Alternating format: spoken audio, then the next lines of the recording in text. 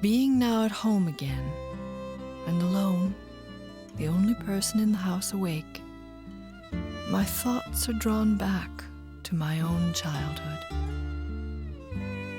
I begin to consider what do we all remember best upon the branches of the Christmas tree of our own young Christmas days.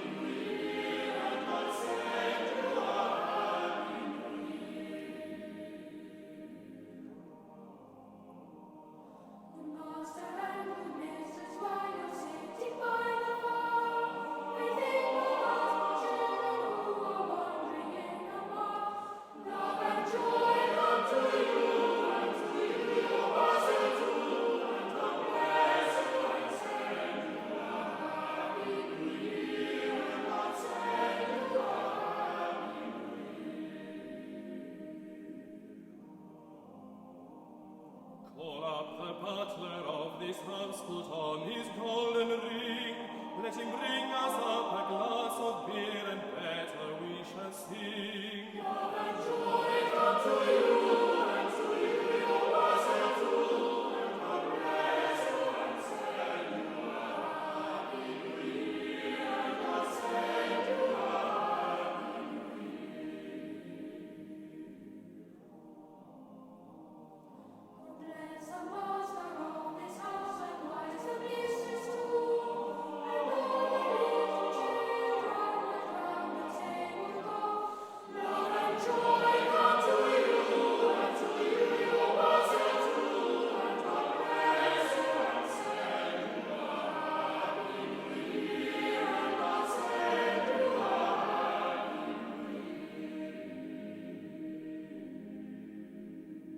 Straight in the middle of the room, a shadowy tree arises, and looking up into the dreamy brightness of its top, I look into my youngest Christmas recollections.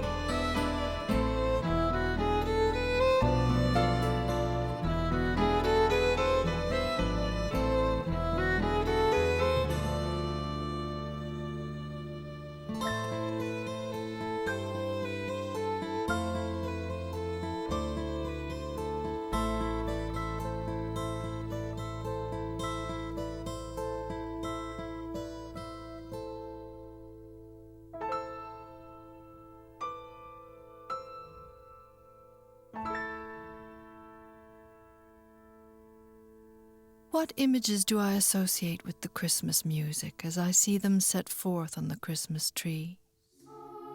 An angel speaking to a group of shepherds in a field. Some travelers with eyes uplifted following a star. A baby in a manger.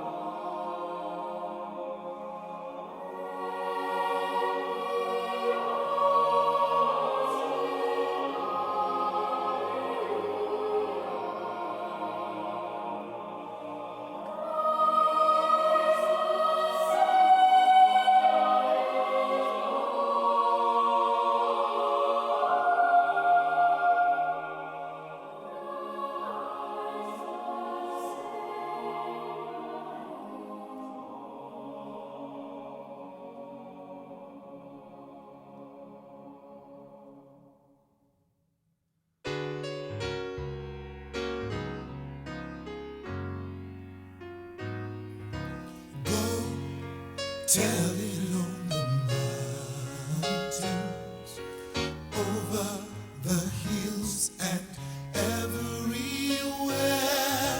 Go tell it on the mountains that Jesus Christ is born.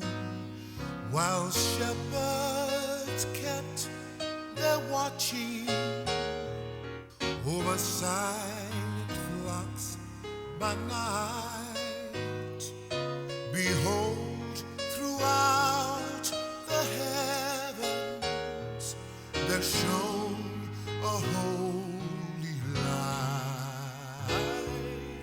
Go tell it on the mountains, over the hills and everywhere. Tell it on the mountains that Jesus Christ is born. Down in the lowly manger, the humble Christ was born and brought us God's salvation, that blessed Christmas morn. Go tell it on the mountains, over the hills and everywhere. Go tell it on the mountains that Jesus Christ is born. That Jesus Christ is born. That Jesus Christ is born. Christ is born.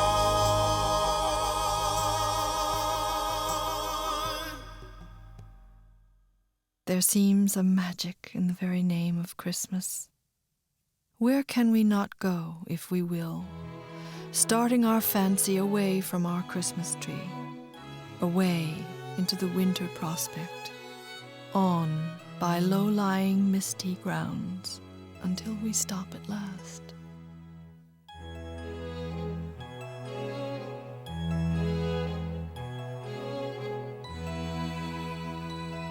It came upon a midnight clear, that glorious song of old, from angels bending near the earth to touch their harps of gold.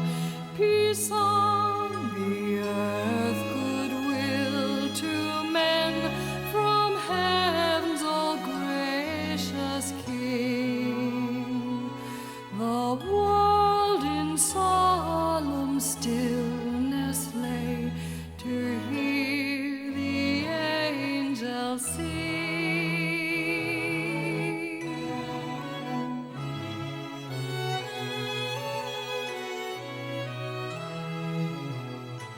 Still through the cloven skies they come, with peaceful wings unfurled, and still their heavenly music floats o'er all the weary world.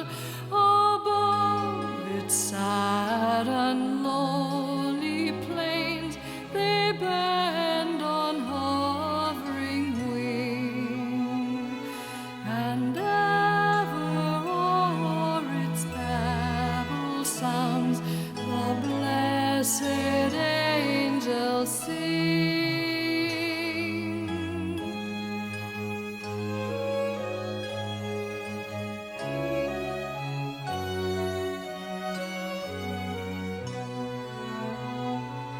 And hear the world send back the song which now the angels sing.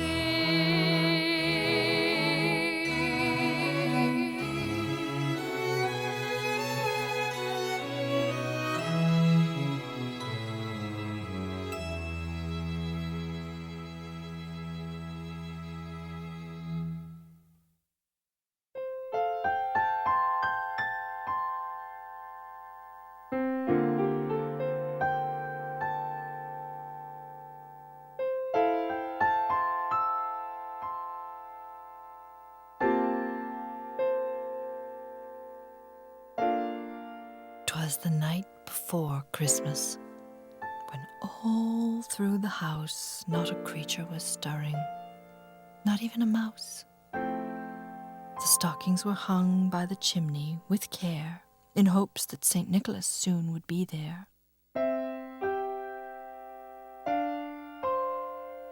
The children were nestled all snug in their beds, while visions of sugar plums danced in their heads. And Mamma in her kerchief, and I in my cap, had just settled our brains for a long winter's nap, when out on the lawn there arose such a clatter. I sprang from the bed to see what was the matter. Away to the window I flew like a flash, tore open the shutters and threw up the sash.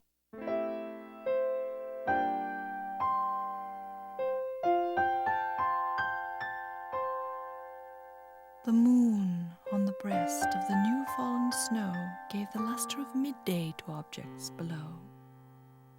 When, what to my wondering eyes should appear but a miniature sleigh and 8 tiny reindeer, with a little old driver so lively and quick I knew in a moment it must be Saint Nick. More rapid than eagles his coursers they came, and he whistled and shouted and called them by name. Now Dasher, now Dancer, now Prancer and Vixen, on Comet, on Cupid, on Donner and Blitzen, to the top of the porch, to the top of the wall, now dash away, oh!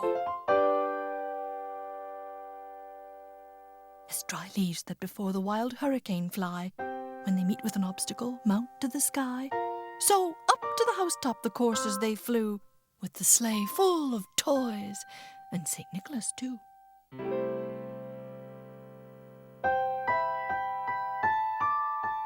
And then, in a twinkling, I heard on the roof the prancing and pawing of each little hoof. As I drew in my head and was turning around, down the chimney St. Nicholas came with a bound. He was dressed all in fur from his head to his foot, and his clothes were all tarnished with ashes and soot.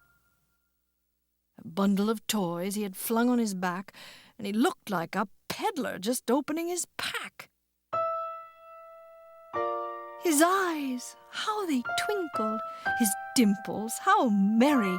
His cheeks were like roses, his nose like a cherry. His droll little mouth was drawn up like a bow, and the beard of his chin was as white as the snow.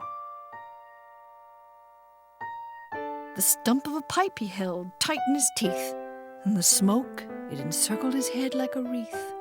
He had a broad face and a round little belly that shook when he laughed like a bowlful of jelly. He was chubby and plump, a right jolly old elf, and I laughed when I saw him in spite of myself. A wink of his eye and a twist of his head soon gave me to know I had nothing to dread. He spoke not a word, but went straight to his work, and filled all the stockings, then turned with a jerk, and laying his finger aside of his nose, and giving a nod up the chimney he rose. He sprang to his sleigh, to his team gave a whistle, and away they all flew like the down of a thistle. But I heard him exclaim, ere he drove out of sight, "Happy Christmas to all, and to all a good night!"